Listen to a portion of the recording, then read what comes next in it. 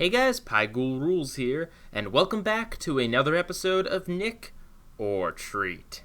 Tonight, we are talking about the Angry Beavers episode, The Day the World Got Really Screwed Up. Norbert and Daggett find themselves in a B-movie about an alien attacking. I don't know how I'm going to even begin to describe to you how amazing this episode is. It's a parody of old-timey B-grade entertainment, mixing comic books and movies and even old-timey cartoons. They go above and beyond with the parody, and it is really funny. I guess the first thing I should talk about is the episode's animation. Everything aside from Norbert and Daggett is stylized like an old cartoon.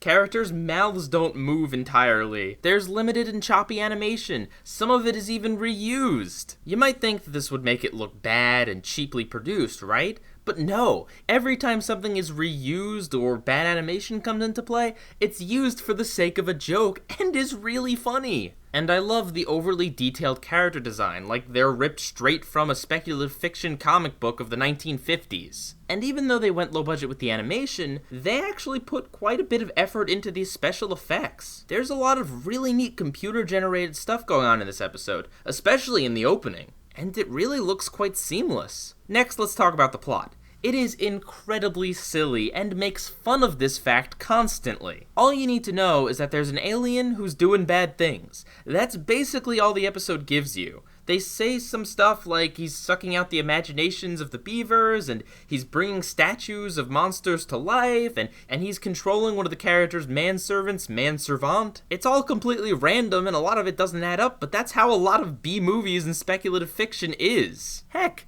over the ending credits, a narrator talks about how he read the script and this doesn't make any sense, even to him. And then he admits he only skimmed the script on the bus ride over here. That's the kind of awesome, funny, self-aware humor this episode has. I think the episode also does a great job of catering to both adults and kids.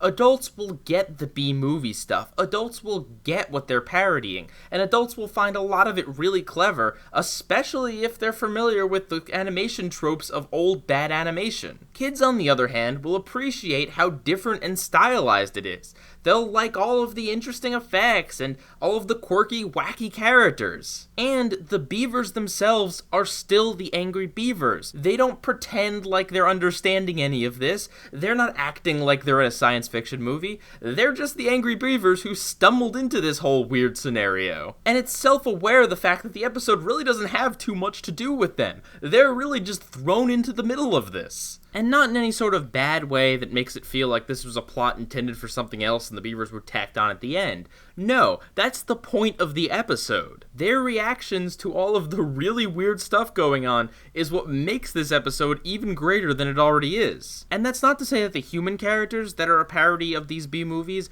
are acting completely serious either. No, there's all sorts of jokes they make. But the episode knows when to make them serious and when to make them completely silly. Sometimes something that's played completely serious as if this is actually a B-movie ends up being really funny without any sort of extra exaggeration needed. If you've never seen the Angry Beavers before, you might be a little bit confused as to why they're suddenly thrust into a B-movie. But here's what's so great about all of this. It's actually a recurring theme on the show. The characters regularly watch B-movies. And although none of the rest of them go as far as this episode does, some other episodes play out like B-movies. Heck, the very next episode, at least on the DVD, I don't know if this is the actual order, features Norbert and Daggett winding up in a swamp with a voodoo lady, an alligator man, and a bunch of zombies. It wouldn't really be out of place in Scooby-Doo on Zombie Island. Not that that's a B-movie, but you get my point. Heck, the human characters that appear in this episode have appeared in other episodes in the B-movies that Daggett and Norbert are watching. Even Dag's costume, the crawling spleen, has been seen